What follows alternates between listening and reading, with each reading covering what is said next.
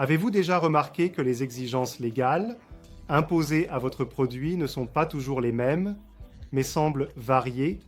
Au début, lorsque vous souhaitez mettre votre produit sur le marché, vous devez d'abord développer et concevoir le produit. Vous devez établir des spécifications techniques et les remplacer, et tout ce que vous établissez ensuite du côté constructif. Cela sera vérifié dans un premier temps par l'autorité dans le cadre de l'approbation. Cela signifie que vous avez des exigences légales concrètes sur la manière dont votre produit doit être conçu. Afin d'obtenir effectivement une approbation d'une autorité d'approbation, c'est-à-dire une autorisation de mettre ce produit dans des véhicules ou de le mettre directement sur la route, et ensuite vient une deuxième phase où les exigences légales sont très similaires. Elles s'appuient en quelque sorte sur ces premières exigences, mais elles diffèrent néanmoins dans les détails. Cela signifie que nous sommes alors dans la phase suivante du cycle de vie du produit, presque dans la phase de production, et là, il y a des exigences concernant la conformité de la production, ou en abrégé, COP, conformité de la production. Les exigences qui s'appliquent sont presque identiques, en termes d'objectifs, à celles de l'homologation de type. Cependant, le législateur ne s'attend pas à ce que vous répétiez sans cesse ce que vous avez montré une fois dans l'approbation lors de l'homologation, mais vous devez prouver que ce qui est produit correspond toujours à l'état approuvé. Et le lien logique derrière est simplement que si je vérifie dans l'homologation de type, si ma conception de base répond aux exigences, alors j'ai bien la conception de base lorsque je passe à ma production. Et en production, j'ai bien sûr certaines influences de mon processus de fabrication, des influences des machines, des influences des employés.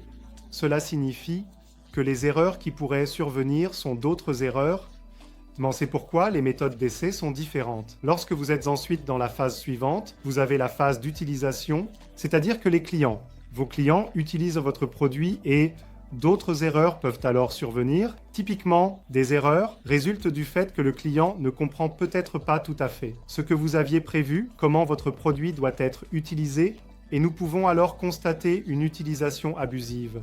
Vous devez cependant faire la distinction entre l'usage prévu que vous décrivez typiquement au client dans le mode d'emploi. Cela peut également inclure le manuel d'entretien ou un manuel de réparation.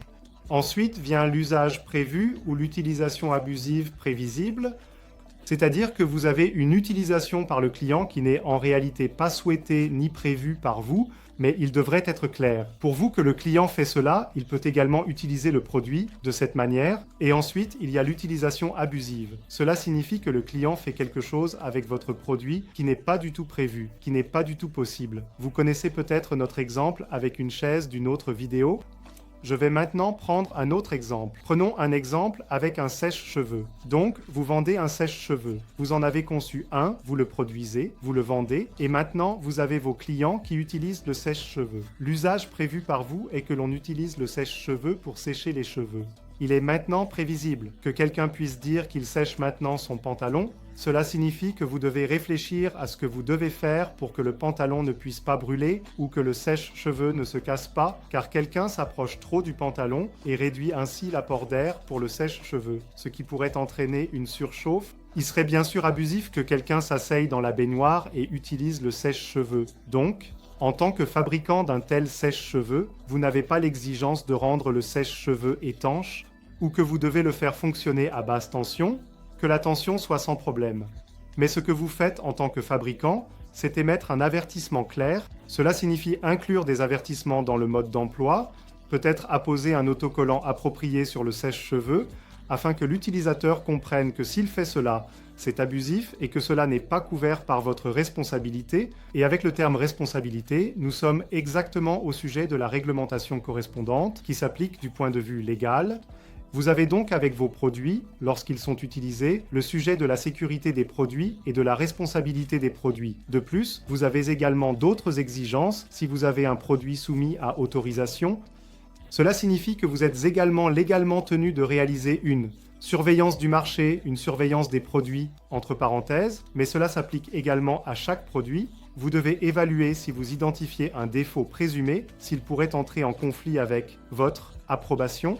Cela signifie que vous pourriez avoir une non-conformité. Et puis, vous avez bien sûr l'exigence de rappeler, bien que ces exigences de rappel soient fondamentalement réglementées par la loi pour les produits automobiles. mais des exigences spécifiques s'appliquent sur la manière dont vous gérez ces risques ou défauts potentiels et comment vous rappelez ces produits et corrigez ensuite le défaut. Cela signifie que vous avez 3 phases pour votre produit, et dans chaque phase, différentes exigences légales s'appliquent. Dans la phase où vous développez le produit et où vous avez les premiers prototypes, vous avez les exigences pour l'approbation des produits qui vous décrivent comment cela doit être conçu. Ensuite, vous avez la phase de production où vous fabriquez votre produit en série et vous avez des exigences légales correspondantes sur la manière dont vous devez effectuer une surveillance des tendons pour évaluer si les produits tels que vous les produisez sont toujours conformes à ce qui a été approuvé. Et ensuite, vous avez la phase d'utilisation où vous avez typiquement toujours les réglementations légales de surveillance, le rappel, la responsabilité du produit, la sécurité des produits, où il existe cependant des réglementations spécifiques pour les produits automobiles,